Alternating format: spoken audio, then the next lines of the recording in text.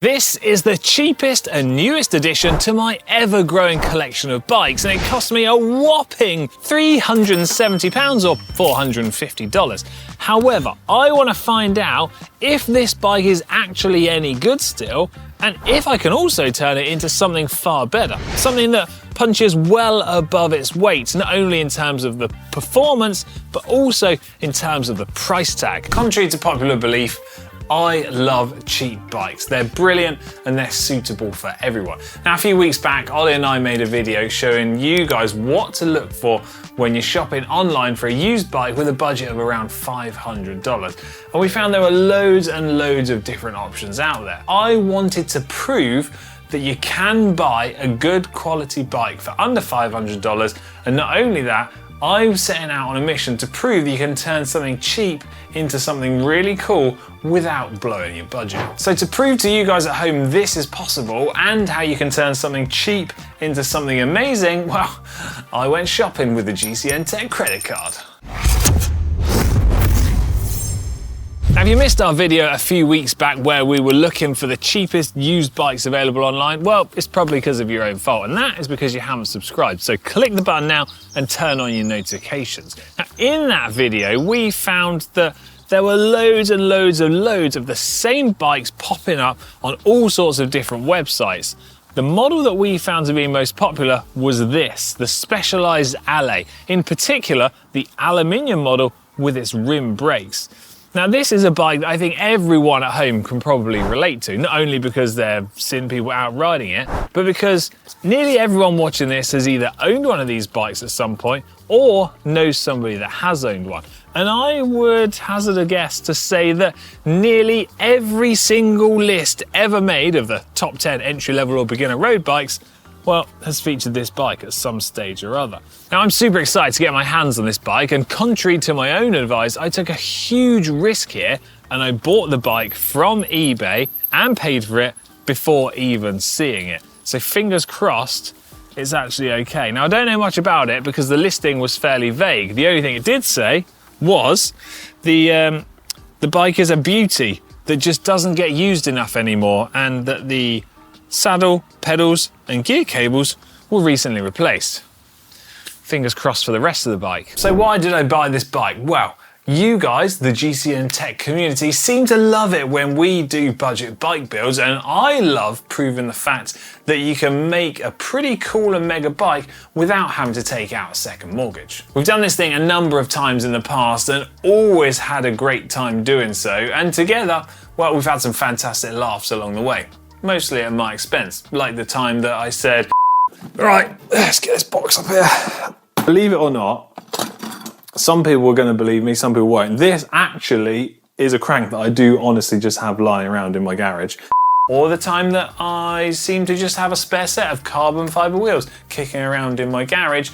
And then also the fact that no matter what budget I set for these bike builds, I always seem to overspend. So, to get ahead of the curve on this bike build, what I'm gonna do is embrace all of this. I'm not gonna set a budget. I'm not gonna limit the components that I can use. What I'm gonna do is genuinely draw on all of the components and resources and favors that I've built up over the years from all of the different people I know. So, any spare parts left over from previous bike builds, I'm gonna use. I am gonna try to keep the price and the budget of this bike build low and sensible, but I'm not going to set myself a target so that you guys can't laugh at me when I overspend.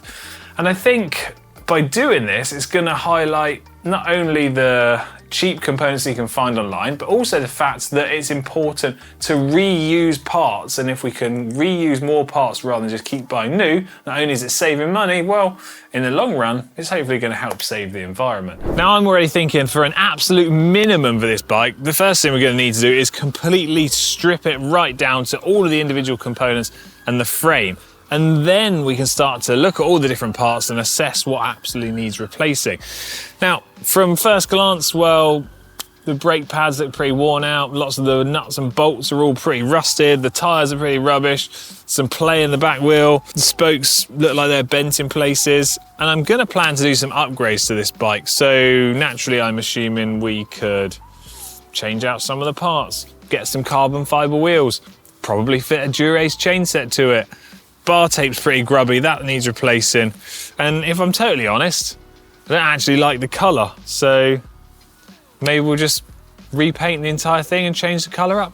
I don't know. One thing's for sure, at least the saddle, the pedals and gear cables are okay. Anyway, enough jibber jabber from me. Let's head inside to the maintenance set and take a closer look at this thing and see what actually needs replacing. Okay, so let's take a closer look at the bike. I'm going to start at the front and then work my way to the back, trying to have a quick look and visual assessment of everything that could be good or bad. So first thing we've already discussed, bar tape is pretty rubbish. When we look at the lever hoods here, these are all gunked up and feel pretty kind of gross and disgusting. Now, I've seen online, there's been some people posting hacks where you can take these rubber covers off and boil them in sort of vinegar solutions, try and kill some of the germs and also maybe even change the colour of them. So I could always try something like that. The actual stem and handlebar, well, yeah, absolutely nothing wrong with those. But for me, this handlebar is way too wide. And the stem is also facing upwards, but you can easily just flip that over and get that a little bit lower because I'm used to a slightly more like aggressive racy position. In terms of the front wheel, well, let's give it a spin, listen to the bearings.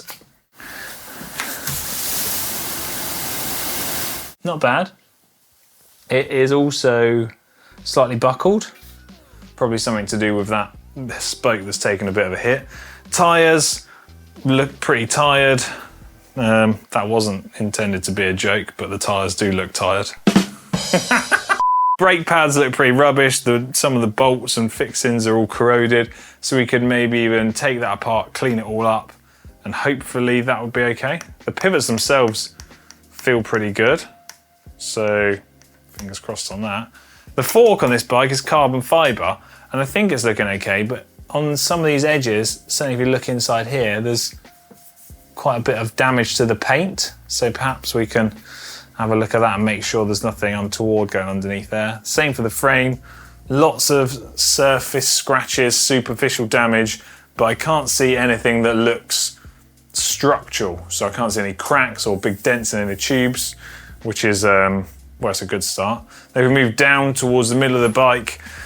We've got the chain set at the bottom bracket, the pedals, there's a lot more going on here. So the pedals, the listing said was pretty new. Bearings seem to spin fine, they're a bit corroded on the surface. These are going to be no good to me, but a little part that we could easily sell online and try and recoup some money back.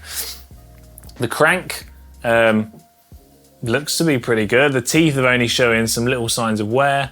The chain is gunked up and covered in absolute rubbish, which is breaking my heart somewhat, but I can get the chain checker super quick. And then what we can do is just plonk this in and have a quick look to see what the wear is like, because although it's rubbish, it might actually be okay. Yeah, chain's doing all right. It's not even made 0.5 stretch yet, so we could probably clean that up and reuse that if we wanted to. Oh, look at that, gross. In terms of the bottom bracket, well, most of that rough noise is coming from the back wheel. If I rock the crank arms left to right, there's no play in there, so that looks good. Cranks could probably be reused. If I'm going to try and make this bike super cool, and kind of have a feeling that this might end up getting replaced. Front derailleur, pivots seem to work okay. Shimano Sora for the front derailleur, rear derailleur and shifters on this bike, so pretty standard thing for an entry-level price point. Then if we come to the back wheel, well, I've already highlighted this play here, so if you come in nice and close, you can see on the brake pads, you can see the amount of movement this wheel has got inside, and that's down at the hub. So let's spin it and we'll see if it's buckled and see what the bearings sound like. Oh, listen to that. That is a very rumbly back wheel. That is, that's not supposed to sound like that. Unfortunately, this wheel is ready to go into the bin. Same for the tyre, just like the front one. The back one's looking pretty worn out. So the wheels are hands down going to need to be replaced. Same issue with the back brake as the front brake. The pads and stuff are all corroded. The saddle up top, as cool as this looks, and the listing said we had a new saddle, and it is all scuffed up on the side. But this marking on the side coincides with down here on the rear derailleur. There's a lot of scuff marks here where this bike has unfortunately either been crashed or laid on its side, scuffing the rear derailleur up as well. And these are all hallmarks that you can look for, because once one thing is marked, they all tend to be. And then if you look here on the pedal as well, got the same scuffs. And then back up here, same scuffs again. I mean, it's all fairly superficial surface stuff. Most of the key, like the main functioning parts that aren't deemed as wearing parts, I think are looking okay on this bike. But because I want to turn it into something special, I think it deserves a little bit of an uplift. I'm thinking we need 105 level components as a minimum, get some cool wheels on here, some tan wool tyres, trick out any bike that will. And I know it's going to sound overkill and ridiculous. I am seriously considering getting this bike repainted or trying to do it myself, or because I don't want to spend an absolute fortune, what I might do is consider getting this bike shot or sandblasted, and then, because it's aluminium, it could be powder coated for like relatively low cost compared to custom paint.